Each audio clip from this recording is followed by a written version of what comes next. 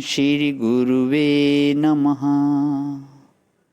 अज्ञानमोहान्धतमोपहाभ्यां विवेकवैराग्यनिधिप्रदाभ्यां विश्वेशतत्त्वं प्रतिबोधिकाभ्यां नमो नमः श्रीगुरुपादुकाभ्याम्।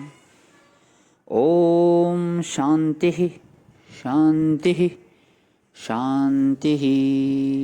प्रणाम भवन। श्वेता उपनिषद स्वामी श्री अखंडानंद सरस्वती महाराज का दिव्य ग्रंथ, जिसमें भगवान हमारा 27वां प्रवचन चल रहा है। अध्याय 2 का मंत्र नंबर जो है 8 की व्याख्या चल रही है, पेज नंबर 362 से आगे लेते हुए। तो आज कहते हैं कि श्रोतांशी सर्वाणी भयावहानि का पौराणिक अर्थ क्या है कि स्रोत का अर्थ है योनि, योन्यंतर। कैसे कि कोई उधर्भ स्रोत है, कोई तिर्यक स्रोत है, तो कोई अधा स्रोत है। स्रोत कई प्रकार के होते हैं। माने ये जो मनुष्य की योनियां हैं, प्राणियों की यह जो योनियां हैं, यही स्रोत हैं। पेड़ पौधों की योनि या उधर्भ स्रोत है, पशु पक्षी की योनि या तिर्यक स्रोत है, मनुष्य की योनि अधा स्रोत है। इस प्रकार ये नाना प्रकार की जो योनि योन्यंत्र हैं, उनका नाम स्रोत है। या जीव इन्हीं स्रोतों में पड़ गया है और बहता हुआ एक योनि से दूसरी योनि और दूसरी योनि से तीसरी योनि में बहता जा रहा है। और भाव से तो दिन भर में महाराज कई बार कितनी ही योनियां प्राप्त कर लेते हैं। कई बार मनुष्य गिद्ध हो जाता है, लालच में आया तो गिद्ध बन गया।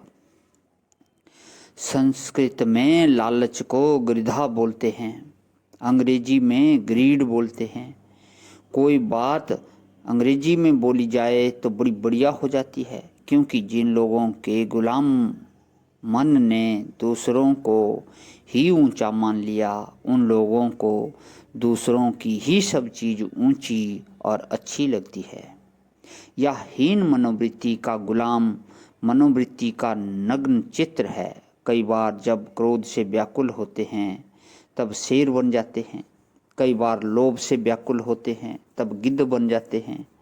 यह सब क्या है कि दिन भर में ही बदलने वाले कई प्रकार के स्रोत हैं और बड़े भयंकर हैं।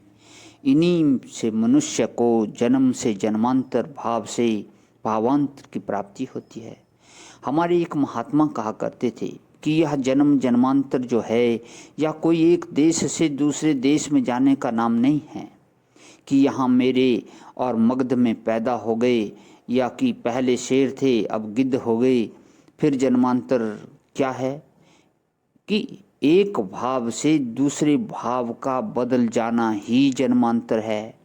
माँ बाप से जन्म हुआ तो मनुष्य जन्म हुआ, और यज्ञोपवीत संस्कार हुआ तो ब्राह्मण का जन्म हुआ, और उसके बाद दंडी स्वामी हो गए तो बोले अब सन्यासी का जन्म हो गया। और जब सारे अभिमान छूट गए तब कि अब तो मैं ब्रह्म ही हूँ भाई, तो अजन्मा हो गए। आजकल लोग ब्राह्मण जन्म से मनुष्य का जन्म ऊंचा समझते हैं, और पहले मनुष्य जन्म से ऊंचा ब्राह्मण का जन्म समझा जाता था, क्योंकि संस्कार के द्वारा कर्माधिकार संक्षिप्त कर दिया जाता था। मनुष्य के लिए बहुत सारे कर्तव्य हैं और ब्राह्मण के लिए कर्म संक्षेप करके उसको अंतर्मुख बनाने के लिए थोड़ा सा कर्तव्य है। तो मनुष्य बड़ा ब्राह्मण, ब्राह्मण से बड़ा सन्यासी, और सन्यासी से बड़ा ब्रह्म, क्योंकि उसमें सारे अभिमान निवृत्त हो जाते हैं।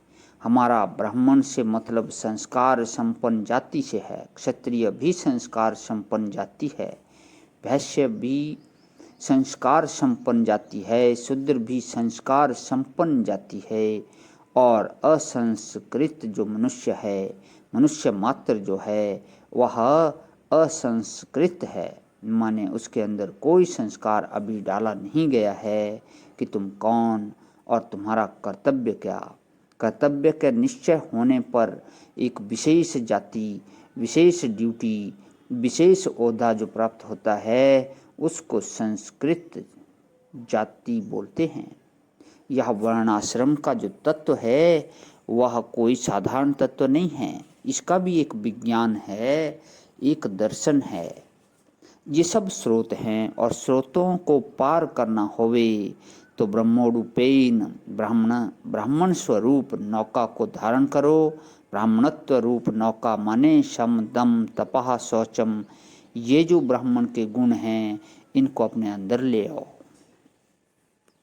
बहुत सुंदर मंत्र। शमो दमः तपः शौचम शांति आर्जवमेव च ज्ञानम विज्ञानम अस्तिक्यम ब्रह्मकरम स्वभावजनम।